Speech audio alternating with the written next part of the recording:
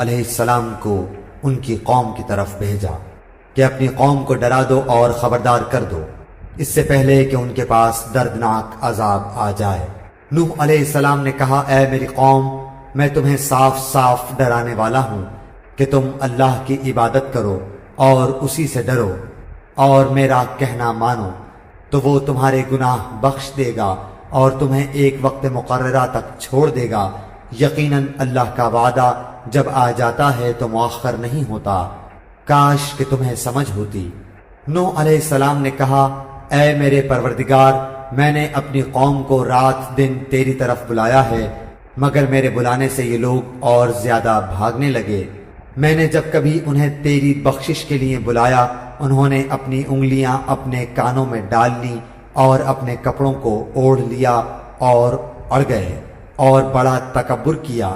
پھر میں نے انہیں بآواز بلند بلایا اور بے شک میں نے ان سے اعلانیہ بھی کہا اور چپکے بھی، اور میں نے کہا کہ اپنے رب سے اپنے گناہ بخشواؤ اور معافی مانگو، وہ یقیناً بڑا بخشنے والا ہے۔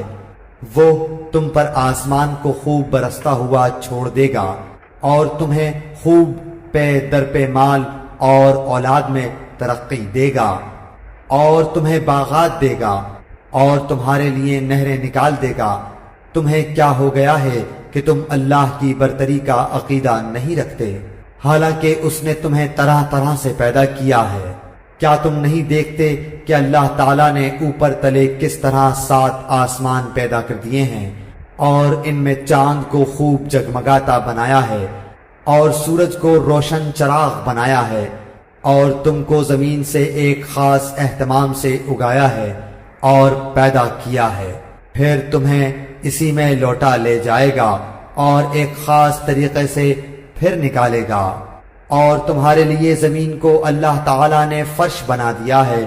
تاکہ تم اس کی کشادہ راہوں میں چلو پھرو۔ نوح علیہ السلام نے کہا، اے میرے پروردگار، ان لوگوں نے میری تو نافرمانی کی اور ایسوں کی فرمانبرداری کی جن کے مال و اولاد نے ان کو یقیناً نقصان ہی میں بڑھایا ہے، اور ان لوگوں نے بڑا سخت فریب کیا اور کہا انہوں نے کہ ہرگز اپنے معبودوں کو نہ چھوڑنا اور نہ ود اور سوا اور یغوث اور یعوق اور نصر کو چھوڑنا، اور انہوں نے بہت سے لوگوں کو گمراہ کیا۔ الہی تو ان ظالموں کی گمراہی اور بڑھا۔ یہ لوگ بسبب اپنے گناہوں کے ڈبو دیے گئے اور جہنم میں پہنچا دیے گئے، اور اللہ کے سوا اپنا کوئی مددگار انہوں نے نہ پایا۔